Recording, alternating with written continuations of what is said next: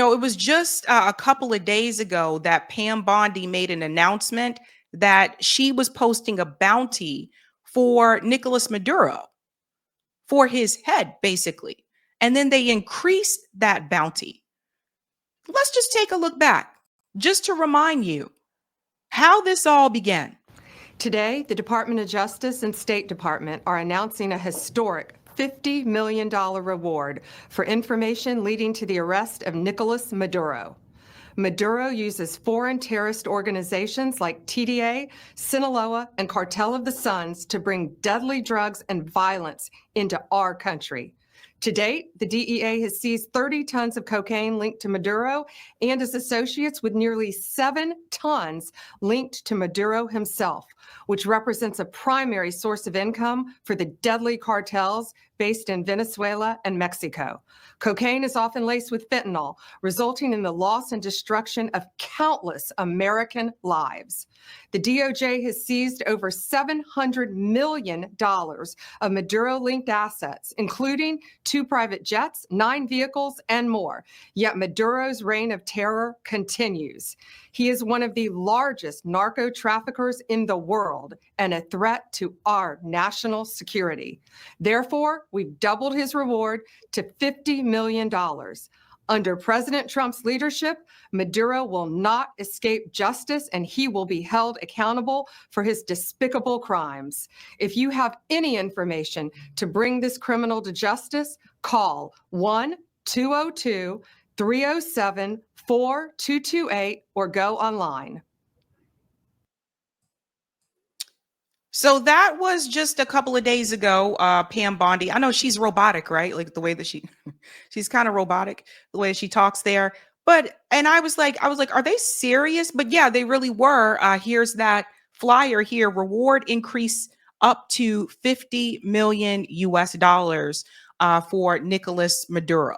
Now, obviously, like, we can look at this and say this is regime change in the making. And this is not the first time the Trump administration has taken these types of aims against Venezuela, against Maduro in particular. We'll get into that as well. But now Donald Trump is announcing that they are deploying 4,000 US Marines to Venezuela. Now, Nicolas Maduro obviously is responding to this, and Nicolas Maduro is mobilizing over 4 million. I'll double check the number. Over 4 million militia troops to wait for them. So 4,000 Marines versus over 4 million militia troops in Venezuela. So already the Marines are outnumbered. 2, it has now gotten to that point where Donald Trump is sending U.S. soldiers abroad to basically meet their death. There's no way, like I said, there's no way. You're going up against millions and millions of people. Let's get into it, folks. A lot of people are talking about it. Tonight, the Trump administration is cracking down on drug cartels at sea. A source briefed on the matter tells NBC News the U.S. is planning to deploy these 3 warships near Venezuela. President Trump focusing on drugs coming to the coasts after reducing illegal border crossings to record lows. They can continue to send drugs into our country, Venezuela. Yeah, they've been very nasty. The Trump administration also recently doubling to $50 million its reward for the arrest of Venezuelan leader Nicolas Maduro, saying he violated U.S. drug laws. Meanwhile, in the fight against traffickers, the Coast Guard says it intercepted more than $138 million worth of drugs in the Caribbean this summer.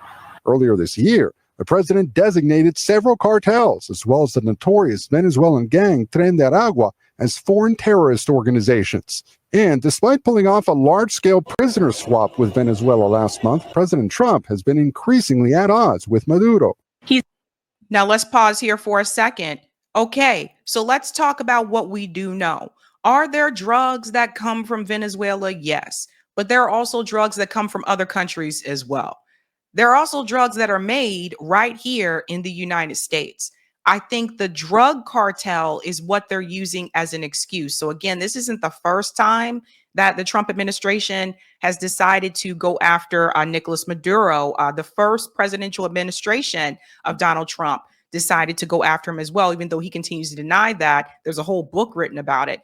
We'll get into that as well. But here we are, folks, another possible war. And think about everything that is happening, right? We have, Israel and Gaza, you have Russia and Ukraine, and now to add this all on top of it, you also have Israel threatening to strike Iran again. So with everything that's happening in the Middle East and Russia and Ukraine, now add this on top of it. It's a lot happening, right? Now, some people will say, well, we shouldn't allow those drugs to come into the country through the border, yada, yada. I get it, but I'm a little bit confused because first I'm hearing Donald Trump say the border is fixed, everything's controlled. So if that is true, then how are they still getting in? Think about that. If that is true, how are drugs still getting in? So it just, to me, it's just, I feel like they're using this as an excuse. Someone already mentioned it in the chat. So some of you have been paying attention. Miss Mississippi said similar to what they did to Gaddafi. Exactly. So what this really is regime change. Now, of course, they do have to have a reason here, or they should have a reason to go after them. So this is the reason that they're using. And I'm going to explain to you why a little bit later, the target on Venezuela. So listen to what Caroline said. It's prepared to use every element of American power to stop drugs from flooding into our country and to bring those responsible to justice. The Maduro regime is not the legitimate government of Venezuela. It is a narco-terror cartel. Now, the Venezuelan government has banned drone flights throughout the country amid what it considers a threat from the U.S.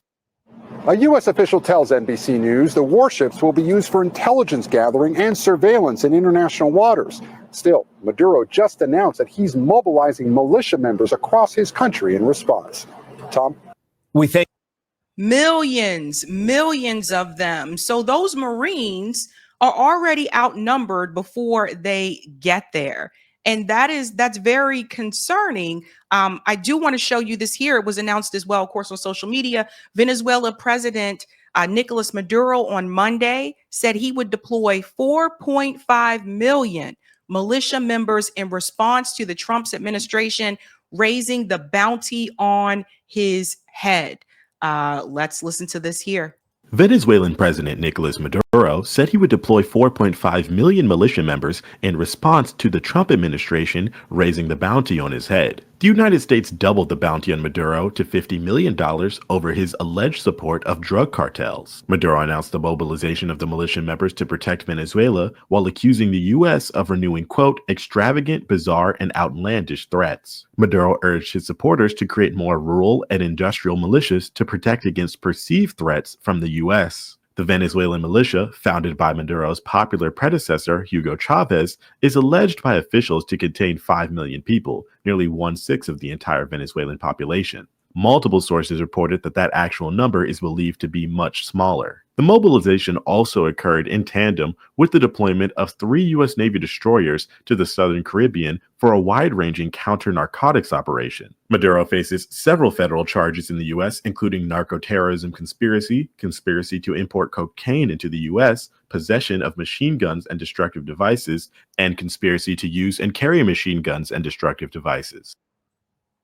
So here we are, folks. Here we go again. And people keep saying, well, not as much anymore, but people keep referring to him as this peace president, the peace politician. And here we go with another conflict. But I want to get down to the nitty gritty because I think drugs is the excuse. I do not think that's what this is really about. All you have to do is look at the resources. Venezuela has a lot of oil. And not just a lot. I want to show you the numbers when we compare Venezuela to other countries. Visually, the countries with the largest proven oil reserves. So let's look at the numbers, okay? I'll make it a little bit smaller here so everybody can see it all at one swoop. Saudi Arabia doesn't even have the largest oil reserves, even though we know Saudi Arabia for their oil. That's one of the big things they're known for, but they don't have the largest. Saudi Arabia has over 267. These are the barrels. Iraq has 145, Kuwait 102, Libya 48, the US has 74. Canada has 163. So Canada has even more oil reserves than the United States does. Russia has 80, the UAE has 113, Iran has 209. However, the big king of them all, Venezuela, has over 303 billion barrels. Billion barrels, ladies and gentlemen. So I'm not here to say that there isn't drugs aren't being, sent to the US. I'm not here to say that that is true. That does happen. But I think that's the excuse that they are using. There's a reason why the US government continues to sanction Venezuela. And then when people ask, and this is something people need to pay attention to, because war with Venezuela means that civilians are going to be killed or civilians are going to migrate. They're going to leave. They're going to go to other countries. They're going to try to come to the US as well. So when you look at Venezuela and you look at all the sanctions that the US government has put on that country, and then the coup, which we'll get into, that was implemented in Trump's first term, we'll get into that. And then now here we go again. It's the oil. If Venezuela wasn't even on this list, because if you look at all the countries that are on this list, let's pick out the ones that are allies of the United States, or the US basically made an ally. Saudi Arabia, Iraq, they regime change there. They took that. Kuwait, same thing. Libya, they took over Libya after killing and removing Gaddafi. Don't forget about Canada. Russia is not an ally like that with the United States, but you see what we're trying to do there. Then there's the UAE, which is an ally. Iran is not. Why do you think they keep talking about going to war with Iran, or they want to go to war with Iran? And then you see here's Venezuela, which is obviously not an ally of the United States. So we have a problem because at the end of the day, 4.5 million people versus 4,000. This is insane. And considering everything that's happening globally in the world right now, considering the fact that we have crisis in the Middle East, we have the war with Russia and Ukraine, the last thing we need right now is another war. We don't need any of this. Leave these countries alone, remove the sanctions, and leave these people alone. Leave these people alone. And I'm not here to say that there isn't crime. There's crime. But there's also resources there. You think they would care if there weren't resources in Venezuela? There's also gold in Venezuela. So let's go back to the first term, because this isn't the first time. Trump denies ties to Americans linked to Venezuela coup plot. Remember, he denied this? So let's get into this a little bit. This was during his first term. President Trump said on Tuesday that the U.S. government had nothing to do with an alleged incursion into Venezuela that landed 2 U.S. citizens behind bars in the crisis-stricken South American country. Trump said that he had just learned of the detention of the pair accused by Venezuela of being mercenaries. Nicolas Maduro said they were part of an operation to kill him that was backed by the neighboring Colombia and the U.S. Now, honestly, considering how the U.S. operates in the global sphere, particularly with those countries that they are not aligned with and that they are not allies with, I believe that Maduro was telling the truth. Yes, they wanted to overthrow Maduro just like they overthrew Gaddafi. They wanted to overthrow, so they have to sell you something, right? So their excuse for going after Gaddafi is they said, we have to go take him out because he's killing his own people. And people just went along with it and said, oh, okay. No questions asked, nothing. People just fell for that. So there was that. They did this with Saddam Hussein with the weapons of mass destruction, which wasn't even a thing. This is something Scott Ritter has talked about multiple times. It's called out multiple times that there were no weapons of mass destruction in Iraq, but they needed a reason to start the war. So that was the reason that they used. The foreign policy decisions have been made a long time ago. And regardless if it's a Democrat or a Republican that's in the White House, the script has already been written. They just got to give you an excuse for it. So here we go with Venezuela. Here we go. And there is a book that you should read. And shout out to Anya Parampil, who came onto the show to discuss her book when it came out. Someone who was in Venezuela, who did research, who did study to tell you what was happening there. It's called Corporate Coup, Venezuela and the End of the U.S. Empire. This was written by Anya Parampil, and the foreword was by Jorge Areza. It's called Corporate Coup, Venezuela and the End of the U.S. Empire. If you haven't read this book, I highly recommend you guys read the book. Read the book. And it talks about how Donald Trump, under that first administration, they implemented a coup to try to overthrow Nicolas Maduro. And so here we go again.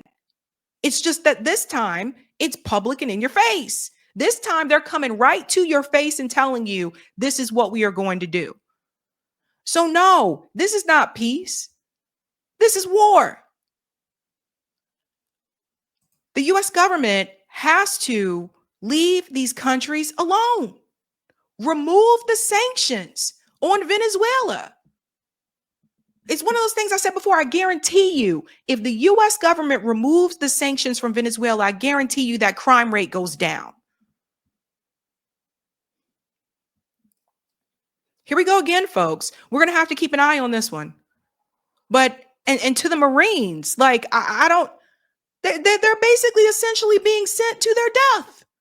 How are you going to beat 4.5 million people when there's 4,000 of you? This is one of those things, I continue to say it. And guys, tell your friends, your kids, like tell everybody, get out of the military. And the U.S. military, the recruitment numbers are struggling right now. And I say this as someone who came from a military family. I came from a military family. And I'm telling you, get out of the military if you can. Please. Because they're just sending them there to like have at it. Last thing we need right now is another war. This is absolutely insane. And I really want people to educate themselves a little bit more about Venezuela so that you can understand why they have the economic disparities that they have in that country. Now, I'm not here to say everything is the U.S. fault, but what I am here to say is that the sanctions made things worse. So when you start to look into the histories and you see how, wait a minute, these countries were doing okay. They were thriving at one point. What happened? Same thing with Haiti. Haiti was doing, at one point they were doing well. What happened? The U.S. government happened. They just want the resources. They want the oil. This is also why, make it very clear, this is also why the politicians are totally fine to go along with the Israel plan. Because they want the oil. They want the resources there in Gaza. They want Israel to be able to have access to it. I said this before over and over again. I believe Israel is just a U.S. military base in the Middle East. Now, if we get to a point where we can move away from our dependability on these resources, some of this would stop, I believe, if we can get to that point. Hey guys, this was a Sabby clip. If you like what you saw, hit that like button and subscribe.